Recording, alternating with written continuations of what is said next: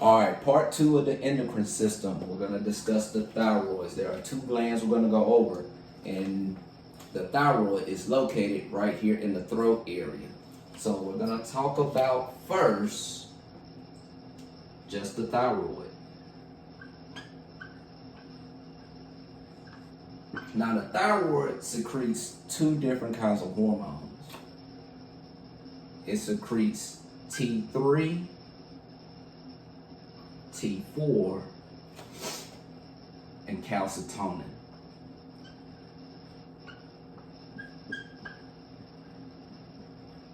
Please pardon my handwriting. Now, T3 and T4 are responsible for your metabolism.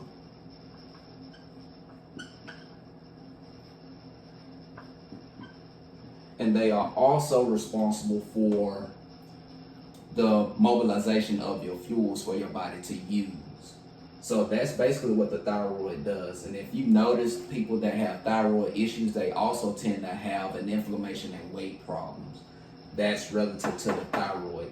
And if you remember from the last video, T3 is triiodothyronine, which is the tongue twister, which is the active version of T4. T4 eventually gets converted into T3. And then triiodothyronine, iodine is involved in that. And I'm going to discuss that in a future video, but for right now, I'm just going to go over the basics of the thyroid.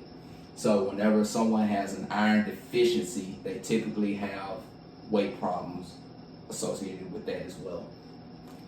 And then you have calcitonin. Calcitonin, in essence, it decreases the blood plasma calcium. So whenever you're exercising and your bones are rattling and addling around, calcium leaks off into the bloodstream. So that sends a signal to your brain. Remember, the anterior and posterior pituitary in our brains, that stimulates the thyroid, and then the thyroid does its thing, and then calcitonin is released into the bloodstream to counterbuff the calcium that is being leaked into that bloodstream. So that's basically what calcitonin does. And then, and a side note I failed to mention, T4 stands for thyroxine. I don't know why that term is simple, or at least as of this video, I don't understand why that term is so much more simpler to pronounce than T3, but we're not going to get into that. Now, we're going to talk about the parathyroid.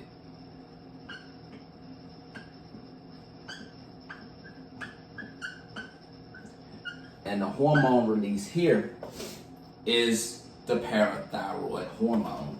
Very straightforward. We're just going to call it PTH for now.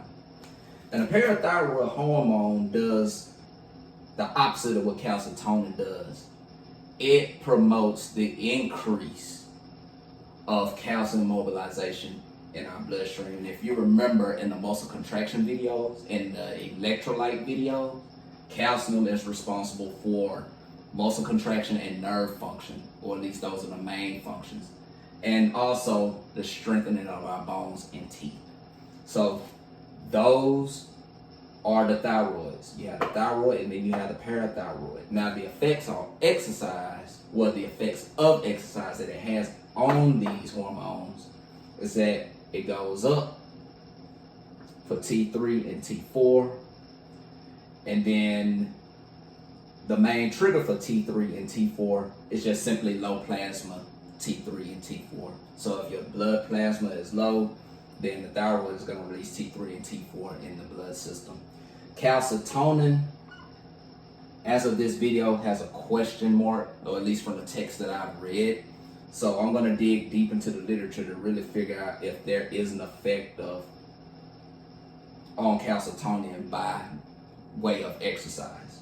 That is yet to be determined, at least by me, but I'm going to come by and amend this video if I do find some literature that supports that exercise has an effect on calcitonin.